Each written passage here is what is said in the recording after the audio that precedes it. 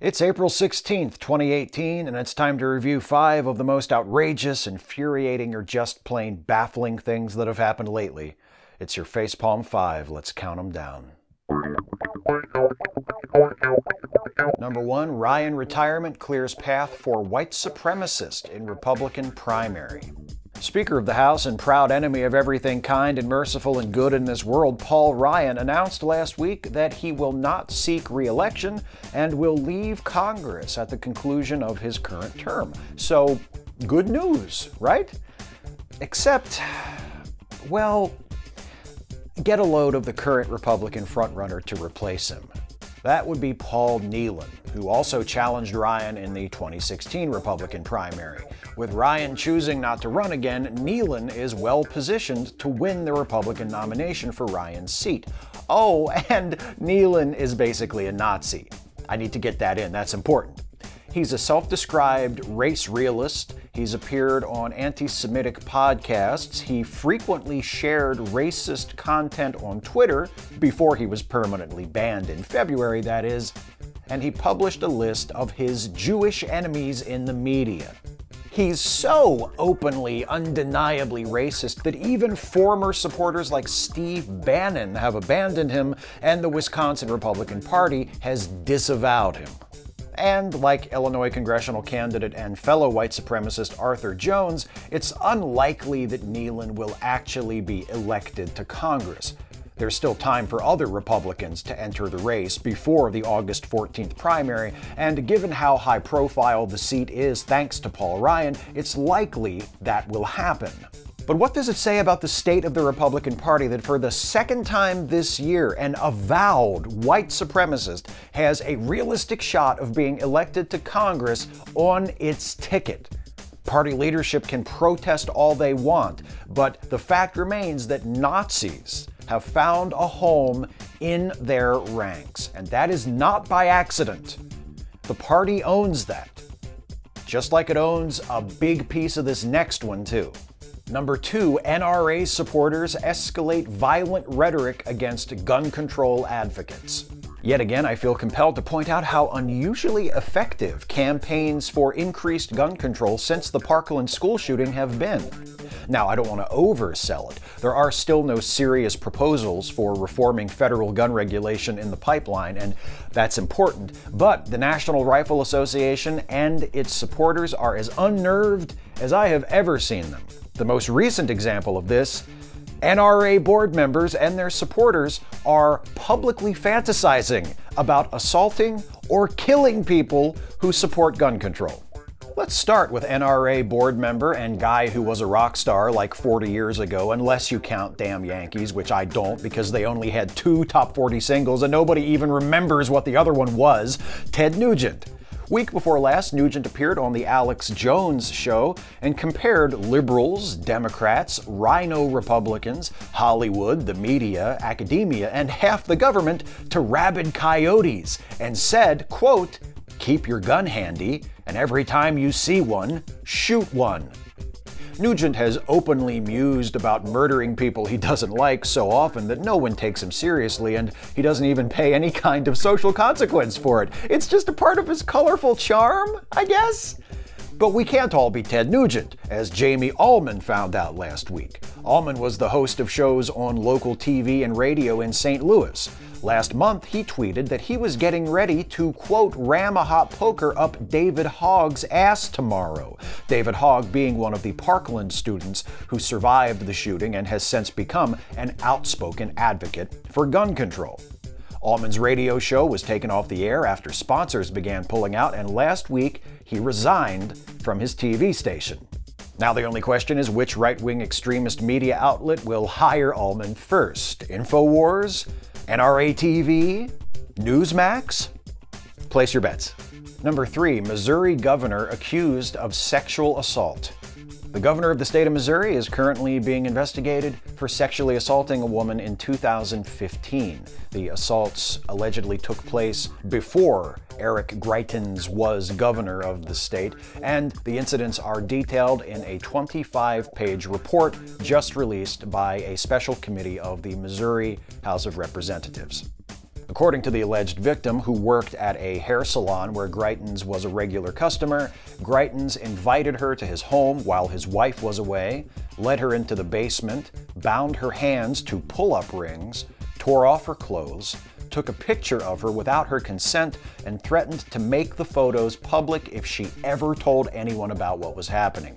The woman testified further that she felt she had no choice but to perform oral sex on Greitens in order to get out of the basement, and that they had several more sexual encounters in the months that followed, some consensual, some not, and that Greitens hit her on at least 3 occasions. The House Special Committee convened to investigate these allegations, which consists of 5 Republicans and 2 Democrats, has concluded that the woman's testimony is credible.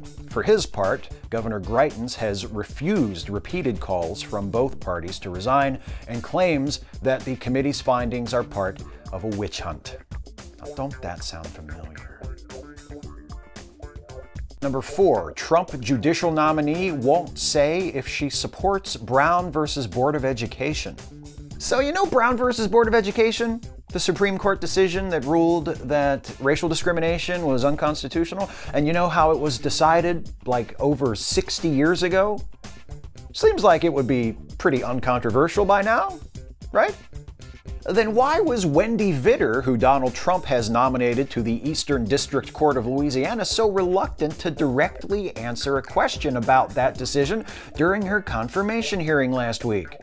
Senator Richard Blumenthal asked Vitter, "Do you believe Brown versus Board of Education was correctly decided?" Vitter said the question gets into a difficult area because it asks her to comment on Supreme Court decisions that may be correctly decided or which she may disagree with. Now maybe you're thinking that's not so suspicious. After all, she did say that she would be bound by precedent regardless of her personal feelings. Vitter could just be concerned about not polluting the judicial process with her personal opinions. Except her personal opposition to legalized abortion is already fairly widely known. In fact, it's arguably the reason she was nominated in the first place. Vitter didn't seem to think her obvious lack of impartiality on that issue disqualified her from serving on the court.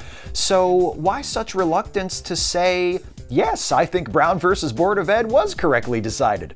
That's what current Chief Justice of the U.S. Supreme Court John Roberts did when he was asked about Brown versus Board during his confirmation. In fact, he gave a pretty detailed answer talking about why he agreed with the decision, which not only clarified his position regarding that particular precedent, but also provided some insight into what kind of a Supreme Court justice he would be. Which, and correct me if I'm wrong, is the entire point of having confirmation hearings. What is so fucking hard about saying, yes, I agree with the decision that struck down segregation? I have a guess. And now it's time for the segment devoted to some of the other things Donald Trump has done recently to disgrace the presidency and embarrass and/or endanger the United States and the rest of the world. It's number 5, the further misadventures of Lord Dampnut. Please keep in mind, as always, the following is not a complete list. He told reporters on Air Force One that he didn't know about the $130,000 payment made to Stormy Daniels by his lawyer Michael Cohen as part of a non-disclosure agreement that prevented Daniels from speaking about her affair with Trump. Okay, I'm sorry. I need to stop there. So, Trump tells reporters that he didn't know about the $130,000 paid to Stormy Daniels, and presumably he also didn't know about the NDA to which that payment was attached, even though he himself is a party to the NDA, which means he didn't know about an agreement that his lawyer made on his behalf. Oh, and also that agreement pertained to limiting her ability to talk about an affair she had with Trump, which Trump says never actually happened. So Trump's position on all of this, if you piece it together, is that his lawyer, without his knowledge or consent, made an agreement in his name to pay off a woman for silence who had an affair with Trump, except she didn't actually have an affair with Trump. His lawyer just gave Stormy Daniels $130,000 hush money and made her sign an NDA to promise to talk about a non-existent affair with Trump just for no reason. And after Trump found out about that is, after he found out that his lawyer had paid $130,000 to a woman so she couldn't talk about an affair she had with him that she didn't actually have with him. He kept that guy on as his lawyer. I mean, if that was you, if you found out that your lawyer had signed an NDA and paid $130,000 hush money to a woman so she wouldn't talk about an affair she had with you that she didn't actually have with you, wouldn't you fire that lawyer? I would. Of course, this is all predicated on the assumption that Trump didn't have the affair with Stormy Daniels and genuinely didn't know anything about the hush money or the NDA, and I mean, come on, who the hell is he kidding with that? Moving on, last week was a big one for tantrums. The aforementioned Michael Cohen was raided by the FBI, and Trump responded with all the restraint and dignity we've come to expect by promptly having a public meltdown about it. First, during an appearance where he was supposed to discuss Syria, Trump began by calling the Mueller investigation a disgrace, an attack on our country, an attack on all we stand for, and oh yeah, a witch hunt. I knew that sounded familiar. He also complained that no one was investigating Hillary Clinton, who has already been exhaustively investigated by multiple agencies, and blamed Attorney General Jeff Sessions for recusing himself from the investigation, saying if he'd known Sessions would recuse himself, he would have appointed a different Attorney General. The next day, he continued his tantrum on Twitter, declaring attorney-client privilege is dead. Attorney-client privilege doesn't protect against criminal acts, FYI. And then the next day, still furious about the FBI's raid on Cohen, he kinda sorta admitted to obstructing justice again, tweeting that there has been, quote, no collusion or obstruction other than I fight back.